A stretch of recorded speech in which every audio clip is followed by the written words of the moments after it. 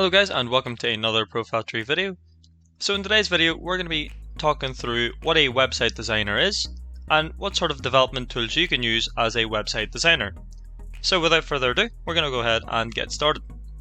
So I want to talk through first what a website designer is. Now, a website designer is a professional who's more responsible for creating the look and feel for a website. Now, they would typically work closely with clients and what sort of needs they want. So this would be more of the specification stage and what sort of goals they want. And then a website designer would apply their skills, their design skills, to create a website that would meet those requirements. Now, not only do they work with clients, they also work with developers themselves. You can't just create something that won't actually work within the development stage, so that's why they also work closely with the developers. So there's a couple of different responsibilities that a web designer does. So the first one there is creating the overall design and layout of the website. Now, this would be including the color scheme, typography, the visual elements, and so on. And of course you have designing the website's user interface, so that's the UI, and of course the user experience, that's UX. And from that, pretty much just ensuring the user has it easy, so it'll be easy for them to use, easy for them to navigate. And then our next one there is creating graphics. So that's more of what the UI and UX perspective is. That's more like creating the icons, the sort of visual elements that are used on the website, knowing the sort of color palettes, things like that. So that's the sort of elements that would be used for the website. Next one there would be working with developers. So as I've mentioned, not only do they work with the clients, they also work with developers.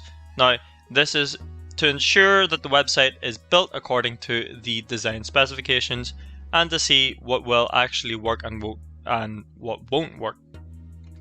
Next one there is conducting user research and testing, and of course that is to ensure that the website is effective and meets the user's needs. Lastly, we've got managing and updating the website's content, and that's more to do with images, text, multimedia. So as you can see, website designers may work in a variety of settings. This would be including like design agencies, marketing firms. They could work as freelancers. They typically have a background in graphic design or web design and are proficient in design software such as Adobe Photoshop, Illustrator, or Sketch. So any of those sort of platforms to use. Now, speaking of platforms, we're going to go ahead and check out some of the platforms that you could potentially use as a website designer or someone who is even starting off with UI and UX design. And we'll go through some of the different platforms that you can use. So starting off with our first one here, it's called Figma. Now, this is a fairly popular platform to use within the UI and UX sort of web designer. Now, Figma is a web-based platform and it offers design and prototyping tools. It's known for its collaborative features that allow multiple designers to work on a project simultaneously. Now, it's packed full of different features like vector editing, collaboration. As I've mentioned, they've got prototyping, design libraries, and plugins. Now, with vector editing, it's more into the editing tools that allow designers to create like high quality scalable designs, and it supports vector formats including SVG and EPS. Now, more into detail with collaboration, as I've said, it allows multiple designers to work on a project simultaneously. Designers can comment on designs, provide feedback, and of course changes are updated in real time. Now, with prototyping, what that really means is the tools allow designers to create interactive prototypes that can be shared with stakeholders and users. Now, it supports a range of interactions including hover effects, scrolling, and transition. So more gives the client an insight to how the potential website will look. Now you also have design libraries, which Figma allows designers to create and share design libraries that can be used across multiple projects. Of course, it helps ensure consistency across design and save time. Now, of course, plugins are more to do with the automation, accessibility, and the data visualization. They're all to do with third-party plugins. So what we'll do is we'll take a further look into Figma itself. So to get started, so this is how it looks. So that's the sort of what you're going to be expecting. You can create different platforms on it, like you could visualize what a mobile optimization looks like, a tablet optimization, as well as a desktop version of it. And there are different features that Figma does mention. Now, just to get started, just click on that. You can create an account, of course. I already have one, so we're going to go ahead and log into that.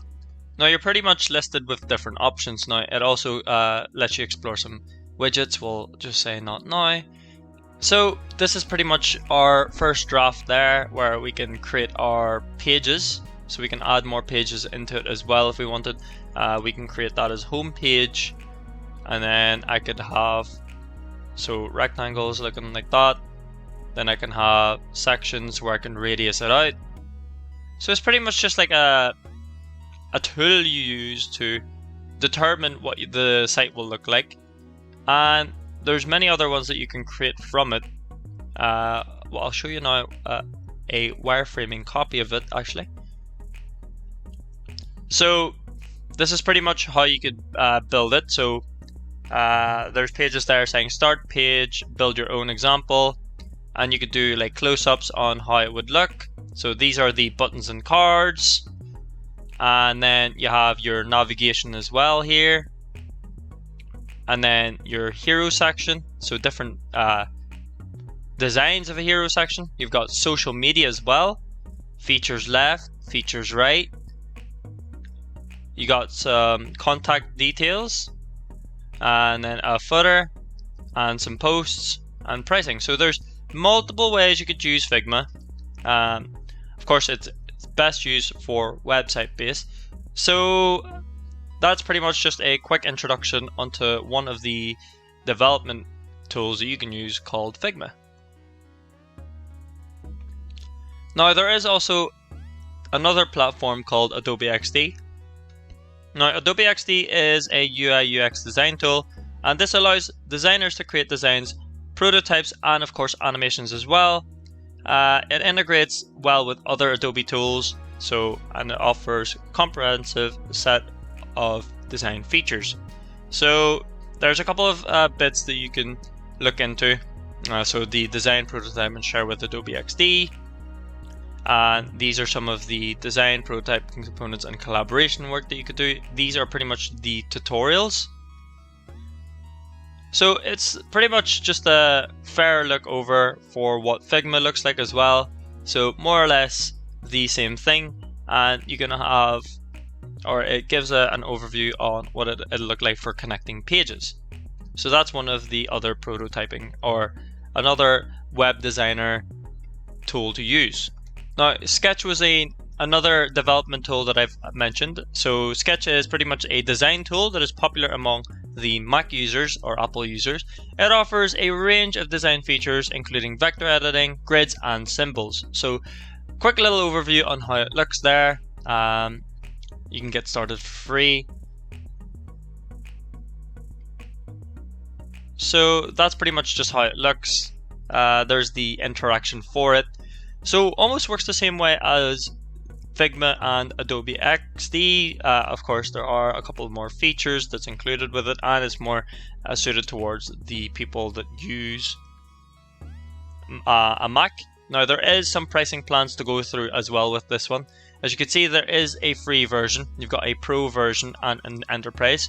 So enterprise is a little bit more custom, but the free version will do, especially if you're just doing 2 prototypes, interactions, shareable links, and so on. So that's another development tool that you can use.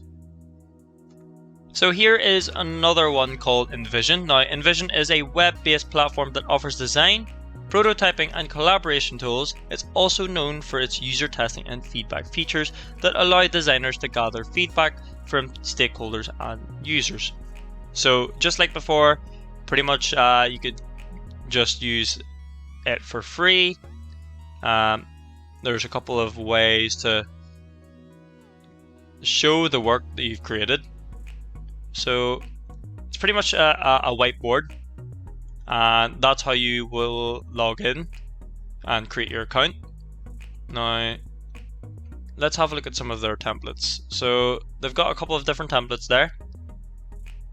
So project task prioritization, you've got crazy, it's brainstorming, you've got marketing strategy, customer journey map, MVP to LMP, and valuable sessions. So there's not just a couple of it's not just mainly for UI UX, it could be used as a company tool as well. So this might be another one to keep in mind. So folks, that is just some of the few examples of the many UI and UX platforms available to the website designers. Now, of course, when you are choosing a platform, make sure you consider the factors such as ease of use, your collaboration, features, the pricing, and compatibility with other tools. So guys, that pretty much reaches the end of the video. If you guys have any questions at all, please do leave them in the comment section below. But other than that, I'll see you guys for the next video. Thank you very much.